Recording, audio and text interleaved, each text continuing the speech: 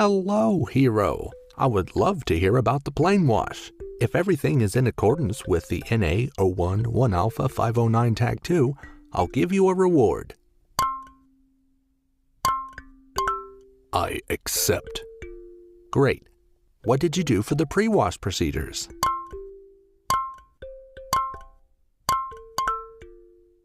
We properly covered vents, static ports, and wheels, and everything on the MRC, which references the 509, of course.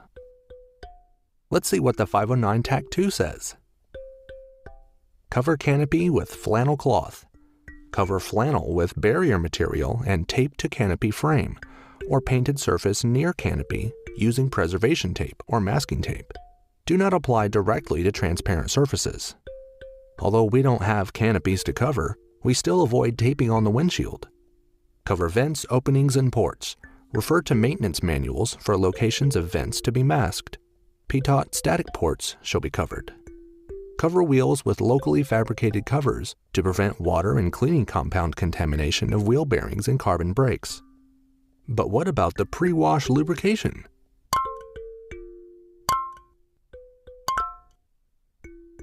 We lubricated all areas listed on the MRC. Much of that old grease has been degraded or has come off.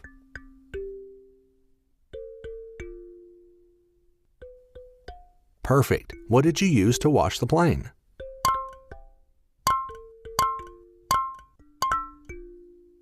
Portable foamer, detergent, 3M sponges with applicators, and the required PPE, including splash-proof goggles, because cranial goggles will not protect. Okay, good. Tell me how it went. So, the first thing we did is wet the aircraft. This is especially important in high-temperature environments. We rinsed the aircraft surfaces where necessary to reduce skin temperature, because streaking will occur if cleaning solution drips down hot painted surfaces. Instead of using a solid stream of water, we rinsed the aircraft with a soft spray pattern to avoid damaging fragile surfaces or causing water intrusion. We applied diluted cleaning compound from a bucket, spraying equipment, and foaming equipment. We started at the lower surfaces, working upward and out to prevent streaking. Surfaces being cleaned should be exposed to cleaning solution for 5 to 10 minutes.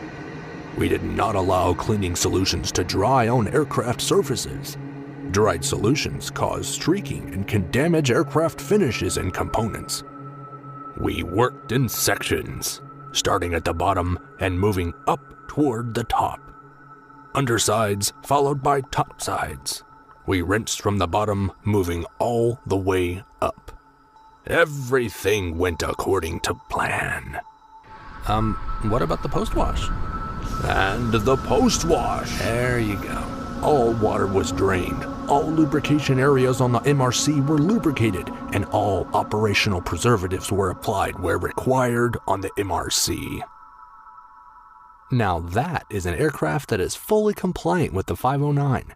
Now we can sign off the work order. The job isn't done until the paperwork is complete. Well done, hero. Here's your reward.